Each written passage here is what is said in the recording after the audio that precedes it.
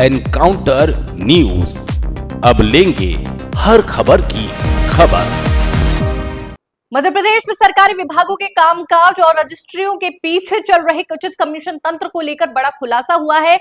वरिष्ठ अधिवक्ता और कांग्रेस प्रवक्ता प्रमोद द्विवेदी ने एक प्रेस वार्ता में गंभीर आरोप लगाए हैं। उन्होंने दावा किया है कि हुकुमचंद मिल की करोड़ों की रजिस्ट्री में लाखों का कमीशन सिर्फ इसलिए देना पड़ा क्योंकि गृह निर्माण मंडल और रजिस्ट्री विभाग ने नियमों के बावजूद कोई पहल नहीं की। प्रेस वार्ता में प्रमोद द्विवेदी ने बताया कि इंदौर नगर निगम द्वारा बेची गई हुकुमचंद मील की संपत्ति को मध्य प्रदेश गृह निर्माण मंडल ने खरीदा। रजिस्ट्री कीमत 218 करोड़ 64 लाख 96 हजार रुपए रही। इस पर स्टाम्प ड्यूटी के रूप में 20 करोड़ 77 लाख 17 हजार 120 रुपए जमा किए गए। स्टाम्प ड्यूटी पर 1.66% की दर से 34 लाख 27 हजार 332 रुपए का कमीशन एक सेवा प्रदाता को गया, जिसे बचाया जा सकता था। द्विवेदी ने आरोप लगाया कि ये पूरा मामला न केवल सरकारी धन की बर्बादी है, बल्कि एक सेवा प्रदाता को फायदा पहुंचाने की सुनियोजित रणनीति भी।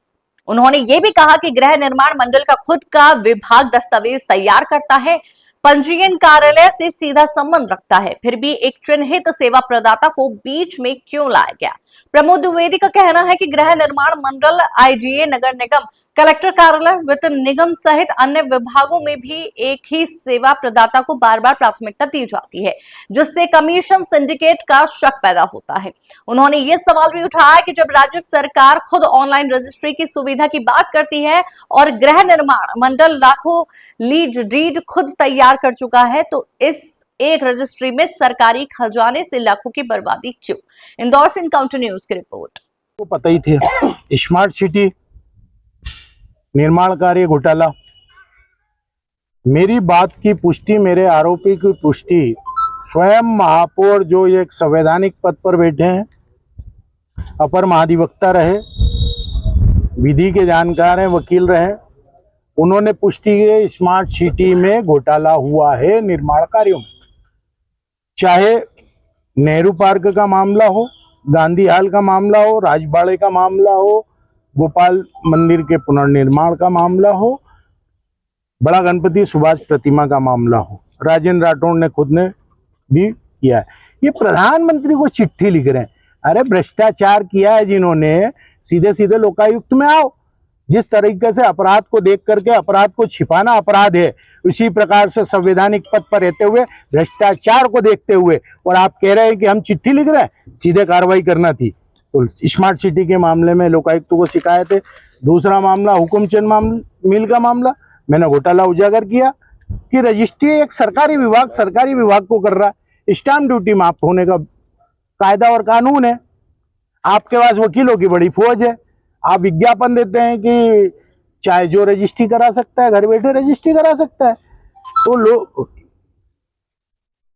लोक निर्माण विभाग नहीं है, गृह निर्माण मंडल है जो रोज रजिस्ट्री कराता है, नगर निगम है जो रोज रजिस्ट्री करता है। इन दोनों की रजिस्ट्री एक सेवा प्रदाता ने की और सेवा प्रदाता के खाते में 20 करोड़ 77 लाख से अधिक की राशि जैसे ही गई, सेवा प्रदाता से पूछो कि भैया ये 34 लाख तुझे कमीशन मिला, वो कहता नहीं मिला भैया। तो खेल किसका है? यहाँ आर्थिक अपराध है। तो गृह निर्माण मंडल के खिलाफ और नगर निगम के खिलाफ भी आर्थिक अपराध हुआ। इन्होंने दोनों ने आर्थिक अपराध किया है, इनकी लोकायुक्त में शिकायत कर रहा हूं। तीसरा है, कोरोना के समय रेमडेसिविर इंजेक्शन के लिए लोग लाइनें लगाए हुए हैं, दवाओं के लिए लाइनें लगाए हैं, नेताओं की सिफारिश चल रही है। कलेक्टर लाइन लगा के पर्ची लगा करके कह रहे थे कि देता हूं, और 20 करोड़ से अधिक के इंजेक्शन रखे एक्सपायर हो गए। लाशों का ढेर इंदौर में ही नहीं पूरे मध्य प्रदेश में हमें देखने को मिला। हमने अपनों को खोया। 1300 रुपए का इंजेक्शन 65 हजार रुपए में बिका और आपके पास पड़ा हुआ था। अभी आपने कुछ दिनों में उसे नष्ट किया, एक्सपायर हुआ। किसकी लापरवाही है? अधिकारियों की लापरवाही है। मौतों के सौदागर ये बने, क्यों? क्योंकि 1300 रुपए में बिकने वाला इंजेक्शन जब 65 हजार रुपए में बिका तो निश्चित है इनके पास कमीशन था। गोद में बच्चा, गांव में ढिंडोरा। ये मध्य प्रदेश कारपोरेट से हेल्थ कारपोरेशन के अधिकारियों के खिलाफ भी लोकायुक्त में शिकायत कर रहा हूं। और मैं आप लोगों को शिकायत इसलिए सामने दिखा के कर रहा हूं कि कल से लोकायुक्त वाले भी कहीं पिछले दरवाजे से शिकायत को नस्तीबद्ध नहीं करते हैं। और अगर इन्होंने नस्तीबद्ध किया तो फिर न्यायालय का दरवाजा खुला हुआ है, क्योंकि ये भी तो पुलिस डिपार्टमेंट से ही आए हुए हैं, सरकारी विभाग की नकेल है। भले इन्हें हमें संवैधानिक संस्था बोले, परंतु बड़ों पर कोई कार्रवाई नहीं होती है, छोटों पर कार्रवाई हो जाती है। राजबाड़े पे प्राथमिकी दर्ज थी सांसद शंकर लालवानी पर, क्या हुआ? क्या हुआ? कितने बड़े अधिकारियों पर प्राथमिकी दर्ज हुई? एमवाई में 2 बच्चे मरे थे, वो जांच अभी तक कहां है?